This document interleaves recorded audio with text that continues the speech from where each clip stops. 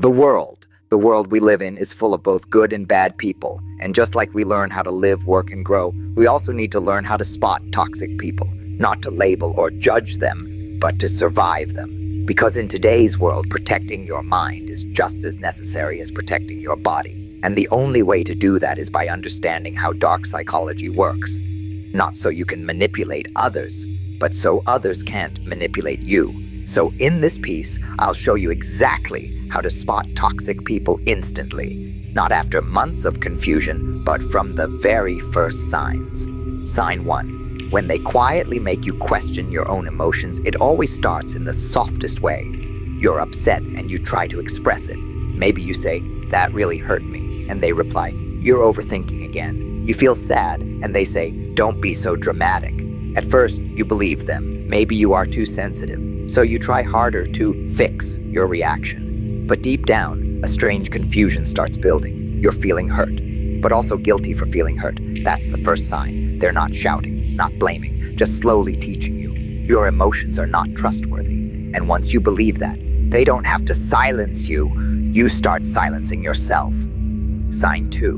When they center every conversation around themselves. Ever been in a moment where you finally opened up to someone? Told them about your day, your stress, something that made you cry, but within seconds, they flipped it back to themselves. You were talking, and suddenly, they were the main character. You felt small, unimportant, unheard, and yet, you didn't say anything. You thought maybe they didn't realize it, maybe they're just excited. But no, this is a pattern, a trick toxic people often use. They make sure their stories matter more, so yours feel like a side note. Over time, you stop sharing, not because you've healed, but because they made your voice feel optional. Sign 3. When someone close always brings a negative cloud. This one's so common, you might not even notice it at first. There's always one person, a friend, a sibling, a cousin, who finds a problem in every solution. You share good news, they poke holes in it. You smile, they sigh. You dream, they doubt. And because they're close to you, you listen, you absorb. You slowly start seeing the world through their lens. Not brighter, but heavier. This is not honest feedback. This is emotional control through pessimism. They don't want to lift you. They want to anchor you where they are. And often, you won't even realize it until you notice your light fading. Sign 4. When you know they're toxic, but still let them back in. Let's be real. Some signs we already recognize. We've been through it before. We've seen the pattern. We've even told ourselves never again. But then they show up with the same story, the same sadness, the same "I've changed." And even though your brain screams no, your heart whispers, "Just one more chance." This is where dark psychology wins. Because toxic people don't just manipulate your emotions, they manipulate your hope. And when you confuse kindness with weakness, you open the door you meant to close forever. Sign 5. When they're always the victim, and you're always the fixer. You ever meet someone who's never at fault? Every breakup, the other person's fault. Every job, the boss was toxic. Every fight, they misunderstood me. You listen, you support, you try to help, but slowly, your empathy turns into responsibility.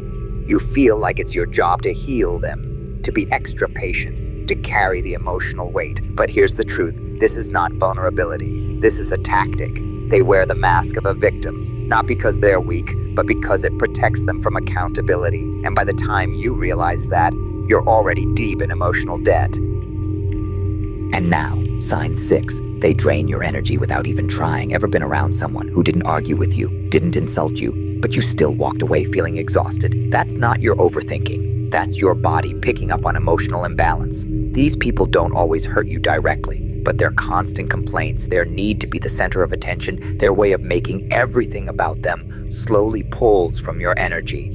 And over time, you start shrinking your joy just to keep things calm.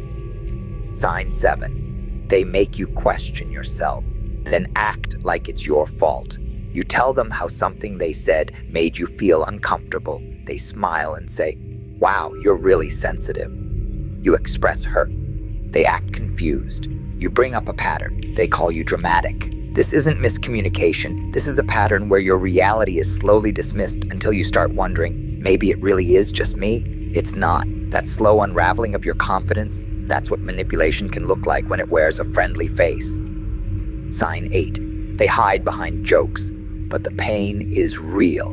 You laugh with them, but you're not laughing because you're okay. You're laughing to avoid looking like you can't take a joke. But deep down, you know that joke was meant to sting. It pointed at your biggest insecurity, or it came right after a moment of vulnerability. And when you bring it up, they say, "Relax, I was just playing." Here's the truth.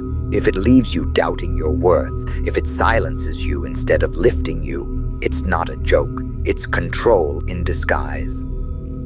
Sign 9. They only show up when it benefits them. Think of that one person who only texts when they need something, who disappears during your storms but shows up during your sunshine, who gives only when it's easy and takes even when it costs you peace. You excuse it. You tell yourself, they're just busy, or that's how they are. But ask yourself this, if you stopped giving, would they still be around? That's not friendship. That's convenience dressed like connection. Sign 10. They keep you hooked through emotional highs and lows. At first, it felt like love. They were warm, intense, deeply present, and then suddenly cold, distant, unavailable. Then they'd come back, loving, apologetic, just enough. You tell yourself, maybe they're going through something, but the cycle keeps repeating, highs, then lows. This is emotional conditioning, where your heart gets trained to crave the brief good moments so much, you ignore the constant emotional whiplash in between. This isn't deep love, it's deep confusion. Some people don't hurt you with fists or screams. They do it quietly, by twisting your words, shifting blame, and making you question yourself piece by piece. And when you're stuck inside it, you don't always see it as toxicity. Sometimes it looks like loyalty, sometimes it feels like love. But now that you know the signs, you start seeing the truth. You don't need permission to protect your peace. You just need awareness and the courage to act on it. So if this helped you see things a little more clearly, subscribe. Not for trends, but for truth. Because the sooner you learn to spot toxic people, the sooner you stop letting them in. Yes, letting them in.